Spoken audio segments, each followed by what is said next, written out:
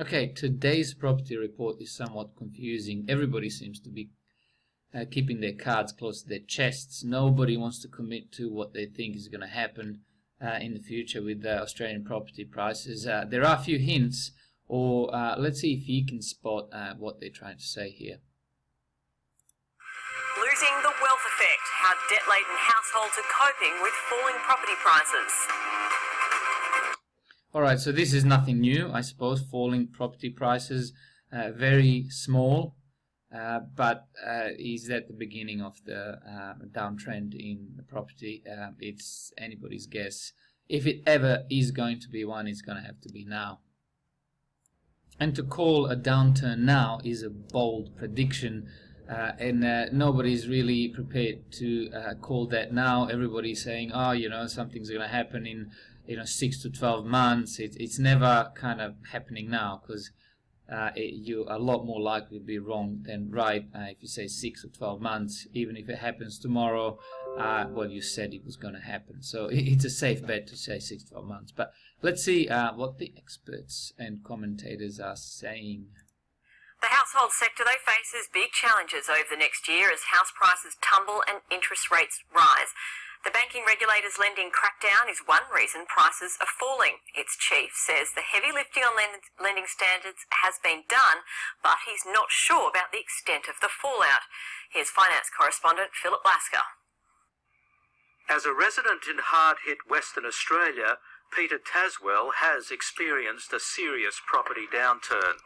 It goes to your level of comfort and security.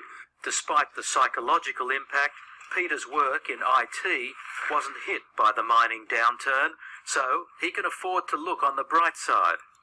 Yes, and he can afford that house. Good on him. I mean, IT is a good place to be. I know yours truly is employed by an IT industry, and I'm definitely intending to keep that day job.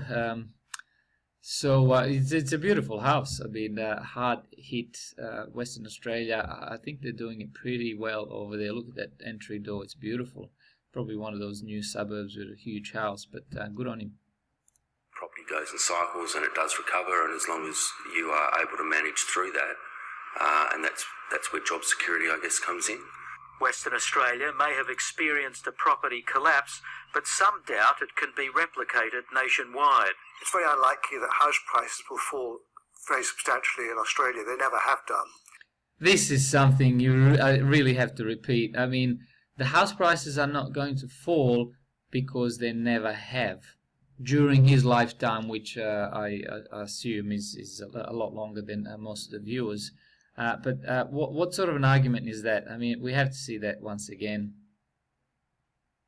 It's very unlikely that house prices will fall very substantially in Australia. They never have done.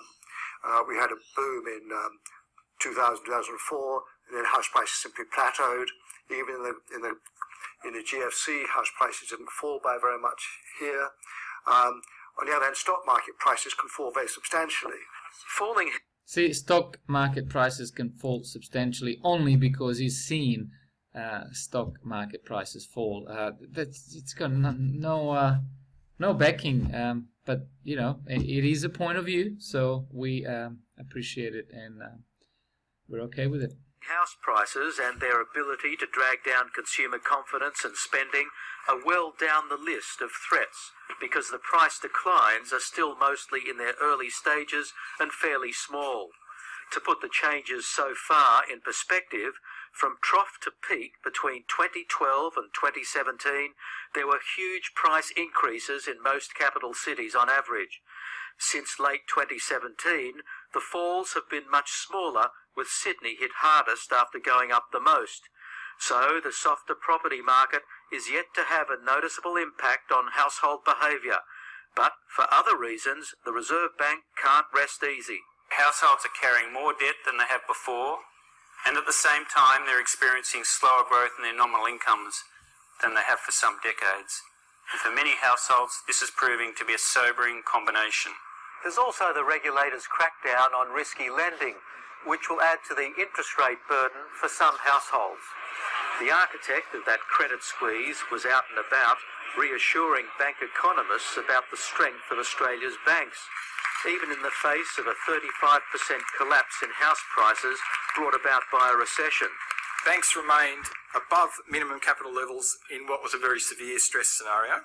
But is the bank regulator sure that what he called a relatively modest crackdown has not gone too far? As a room of business economists, no doubt one of the issues you're interested in is the impact of all of this regulatory activity on... So impact of all of this regulatory activity is going to tell us what he thinks the impact of this regulatory activity or tightening up the standards is going to be. Let's hope so. On the flow of credit. Has not gone too far. As a room of business economists, no doubt one of the issues you're interested in is the impact of all of this regulatory activity on the flow of credit. Wait. Let's see what he says. And my first response to what is the impact is difficult to tell. Oh, it's difficult to tell. I mean, I'd want to get paid half of his money to come up with that sort of a prediction. It's difficult to tell. All right, that's where we're going to end it. No, I'm joking. We can't end it there because that's so lame. If households were in desperate straits, Sydney jewellery retailer Lisa Ross would certainly feel it. But business is steady, helped by a friendly interest rate environment. The last few years interest rates have been low, so there's less stress on the average person as far as mortgage repayments goes. But that's starting to change, and it's shaping up as the major risk to household spending. It could even force Peter Taswell to make sacrifices. I think I'm probably in the same position as a lot of other people. You put as much into your mortgage as you possibly can. And that's where the damaging scenario could play out, because paying more on the mortgage means cutting back on discretionary spending, like holidays, some shopping and restaurants. Those are all activities that employ a lot of people. So you may see a second round effect as a weaker labour market, and you may see weaker wage growth and maybe some pressure on the unemployment rate, or perhaps these days more likely underemployment. A negative feedback loop where the pain fans out to more people, whether or not they're property owners. Yeah, I mean, it's amazing how people would rather, especially in Australia, would rather just, the priority number one is to pay their mortgage, and no matter what, at the expense of everything else, because that house that they own, they think they own, by the way, is going to be theirs one day. But I am of a different opinion. It's not theirs if you're paying stamp duty to acquire it, such a big stamp duty, and then ongoing upkeep and actual taxes, then I don't know how it's yours. And then you're obviously paying the interest rates and the mortgage off, and paying so many times more in 20-30 years the length of the mortgage that it begs the question. I mean, how's it yours when you paid a couple of $1 million down the track for something that is maybe then only worth about that much? But I suppose you were living in it, you weren't paying the rent. But then the question comes, what about the investment properties? Well, the rent covers it.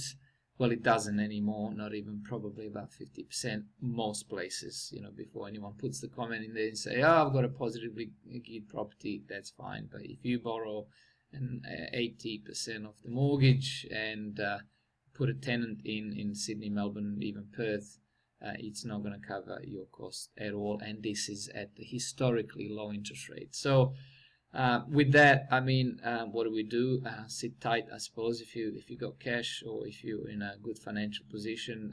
Let the market bleed out, and it seems to be only the beginning of it. But hey, I've been wrong for a couple of years, to be polite now. But see how we go. I'll talk to you in the next video.